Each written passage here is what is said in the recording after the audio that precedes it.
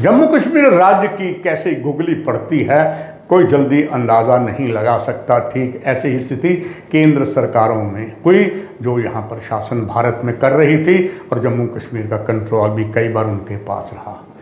और ख़ास करके 5 अगस्त 2019 को जब जम्मू कश्मीर को 2 हिस्सों में बांटकर जम्मू कश्मीर स्टेट को 2 यूटी में बना दिया गया, राज्यपाल की जगह लेफ्टिनेंट गवर्नर आ गए और अफसरशाहों ने पूरी कमान जम्मू कश्मीर में चला ली। बहुत ज़्यादा कड़ी सुरक्षा थी 2019 5 अगस्त के बाद और जगह जगह पर कोई विरोध प्रदर्शन नामो निशान नहीं था, पत्थरबाज कहीं नज़र नहीं आए।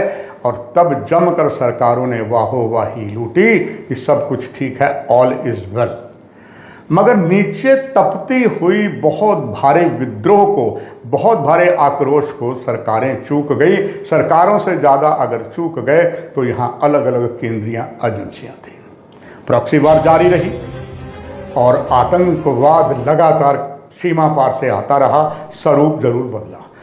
आतंकवाद ना केवल कश्मीर में, अब तो राजौरी पुंछ में पहुंच गया। राजौरी पुंछ से पहुंचता पहुंचता जम्मू डिवीज़न में आ गया, चाहे भारत पाक अंतर्राष्ट्रीय सीमा की बात हो या गुलाम कश्मीर के साथ लगती हुई सीमाओं के साथ हो। यहाँ तक कि लोगों को आक्रोश हुआ, अलग अलग राजनीतिक दलों ने सुप्रीम कोर्ट का दरवाज़ा खटखटाया, 370 जो लगाया था केंद्र सरकार ने उसके खिलाफ, मगर ऑनरेबल सुप्रीम कोर्ट ने इस जो भी हुआ था उस पर कहा 370 जो हटाया गया है सही है, मगर चुनाव के लिए कहा गया कि सितंबर तक सरकार चुनाव करवाए। और जब जब भी यहाँ चुनाव की बात होती है तो सामने चुनाव आयोग एक बहुत बड़ी ढाल बनकर आ जाता है। सभी कहते हैं हम तो चुनाव कराने को तैयार हैं, जो चुनाव आयोग कहेगा। चुनाव आयोग पर भी कई उंगलियां उठ रही हैं, ये बात भी जनता में तय हो गई है।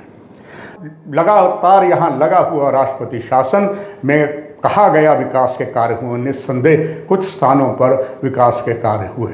जम्मू की बात करें, जम्मू को उपराज्यपाल मनोज सिन्हा ने मंदिरों के शहर की जगह बना दिया, इसको विकास का शहर, और कोई शक नहीं IIIM यहाँ पर था और बहुत कुछ हुआ, मगर प्रॉक्सी वार लगातार जारी रही।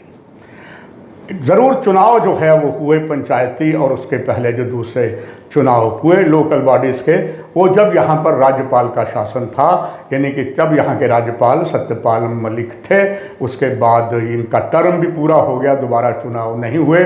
बहुत सी घोषणाएं हुई विधानसभा के चुनाव, मगर अलग अलग कार्यक्रम में मैंने लंबे समय से आपको बताया कि अभी विधानसभा के चुनाव के लिए दिल्ली दूर है, वही यथार्थ हो रहा है। अब केंद्र सरकार ने भी बहुत कुछ और भी किया, उसमें खास करके जो यहाँ का सबसे बड़ा समुदाय है, because Jammu Kashmir is a majority of the Muslim, और उसी में से गुज्जर, बकरवाल, कुछ और कश्मीरी मुस्लिम हैं, मगर साथ ही साथ जो दूसरे पहाड़ी या दूसरे बकरवाल हैं उनके लिए भी रिजर्वेशन दे दी। उम्मीद भारतीय जनता पार्टी को ये थी कि इनको जब हमें रिजर्वेशन दे दी है, सारी बाल हमारे पाले में पड़ गए।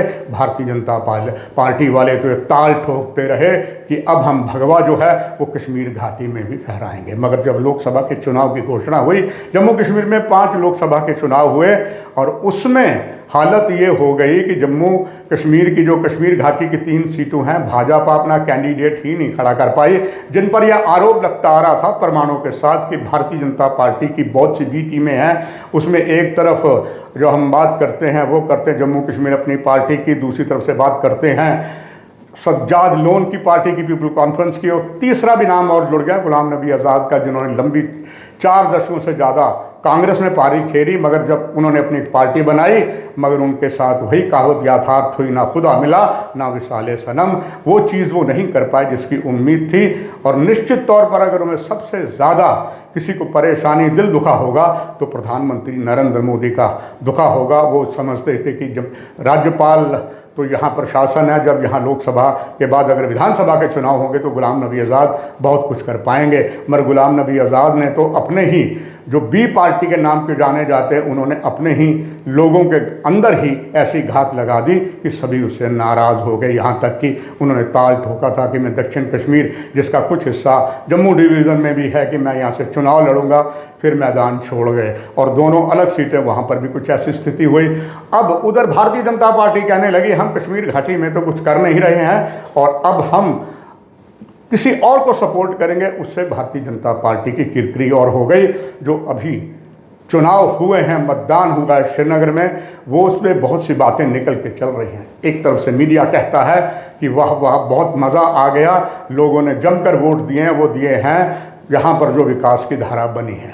दूसरी तरफ से ये कहा जा रहा है कि नहीं, यहाँ कुछ और है, यहाँ पर जो वोट ज़्यादा बहुत परसेंटेज पड़ी है वो लोगों ने अपना गुस्सा जो है ईवीएम के माध्यम से चलाया है। उन्होंने पत्थर नहीं चलाए, उन्होंने ईवीएम का इस्तेमाल किया है। और ख़बर यह है कि एक पार्टी को बहुत ज़्यादा लाभ मिलेगा, मगर इसमें भारतीय जनता पार्टी तो है ही नहीं, तो उसको लाभ कैसे मिल सकता है, ये अपने आप में साफ बात हो गया। 5 अगस्त की सुबह जब ये घोषणा हुई कि कश्मीर अब केंद्र शासित प्रदेश बन चुका है, तो कश्मीर में एक राजनीतिक भूकंप महसूस किया गया, और भूकंप आया था मगर किसी ने उसको एहसास नहीं किया।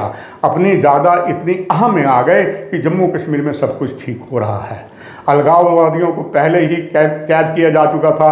लोकतंत्र प्रक्रिया में भाग लेने वाले पार्टी के नेताओं कार्यकर्ताओं को भी जेलों में और घरों में नज़रबंद कर दिया गया था। साल बीत जाने के बाद भी जब कोई राजनीतिक गतिविधियां नहीं हुई, अंदर ही अंदर क्रोश की ज्वालामुखी धधकती रही। पर्यवेक्षक तो ये भी कहते हैं कि कई दशकों पहले बार हुआ है कि राजनीतिक पार्टियां गूंगी हो गई हैं। कश्मीर में पारंपरिक राजनीतिक जो वेंटिलेटर पर आ गए हैं, जब विधानसभा सहित केंद्र प्रदेश में बावजूद केंद्र चुनाव करवाने में विफल रहा है, वो तो साफ नज़र आ रहा है। और अक्सर फिर वही मैं दोहराता हूँ, गेंद चुनाव पाले में डाल दी जाती है। अभी तक प्रभुत्व जो है वो एनसी और पीडीपी का है, और एनसी अब काफ़ी आगे आ रही है। पीडीपी को डर है कि उसे बीजेपी के खिलाफ महबूबा मुफ्ती के कड़े रुख की कीमत भी चुकानी पड़ सकती है। उसे डर है कि परिसीमन का मतलब है शक्ति का संतुलन पहले से ही खराब है। डॉक्टर फारूक अब्दुल्ला तो खुलकर अब जो हैं वो ऐसी बातें कर रहे हैं। यहाँ तक उन्होंने कहा है कश्मीर समस्या का समाधान के लिए पाकिस्तान से बात करनी चाहिए, और ये भी उन्होंने पहले कहा था कि अगर पाकिस्तान के साथ बात करनी है, शांति लानी है, तो पूरी जो रेखा है, चाहे वो गुलाम कश्मीर की है, चाहे अंतर्राष्ट्रीय सीमा की है, उसे पूरे को इंटरनेशनल बॉर्डर बना दिया जाए। वो भारत में अनेक लोगों को पसंद नहीं आया, मगर व्हाट इज़ द अल्टरनेटिव? क्या हम पाकिस्तान के साथ सीधा युद्ध कर सकते हैं? यहाँ तक कि जो हमने लोकसभा के अंदर सर्वसम्मति से बिल पारित कर रहा था कि कश्मीर समस्या का मात्र एक समाधान है कि पाकिस्तान के कब्जे वाले कश्मीर को मुक्त कराना, मगर आज जो वही गुलाम कश्मीरी के नहीं, पाकिस्तान के शासकों से बहुत ज़्यादा तंग आ चुका, उनकी प्रताड़ना सह रहा है और उस समय हालत बद से बदतर है। मगर हम कश्मीर को जो पीओके के पास है, पाक ऑक्युपाइड कश्मीर, को छुड़ा नहीं पाए।